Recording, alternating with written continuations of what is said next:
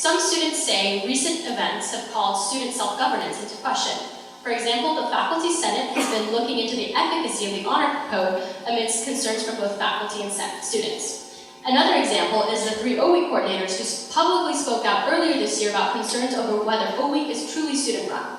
Student self-governance has generally been perceived as a central tenet of the Rice experience. But, in your opinion, is it facing a crisis of confidence? Does the administration have faith in student self-governance? Griffin, you go first. So, we are entering into a new era of higher education right now, with discussions around Title IX and lots of discussions around what type of legal, responsibility does the university open itself up to when students make certain decisions. So, more so than 20 years ago, it's really difficult to give students more power. That said, I think that the O-Week instance is fair, and I think that is a particular instance within first-year programs, and the presidents were discussing this with Hutch just a couple of weeks ago about how we can better support our coordinators and make sure that it's really a visionary leadership role and not just a manager role as part of the first-year programs.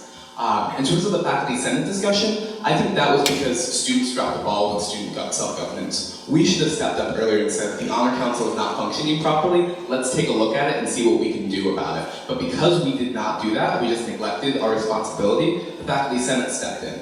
But they also didn't step in and exclude students. They created a study group with administrators, faculty members, and students having a huge part on it. So, are we going through a different and unique challenge period? Yes. But are we, as student self-governance, going out the window? I don't think so.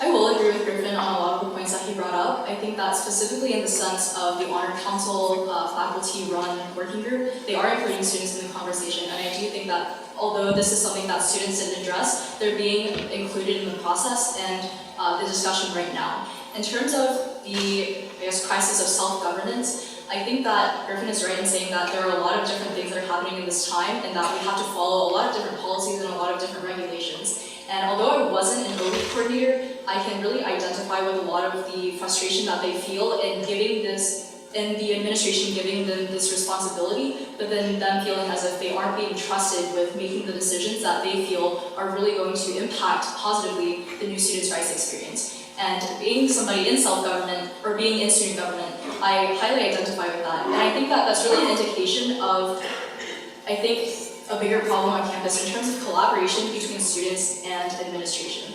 I think that a lot of times, students don't understand what the expectations are from administration because it isn't clear. And I think that oftentimes administration, when they see that we don't understand or that we are expecting something more or pushing for something more, they may feel that it's reactionary.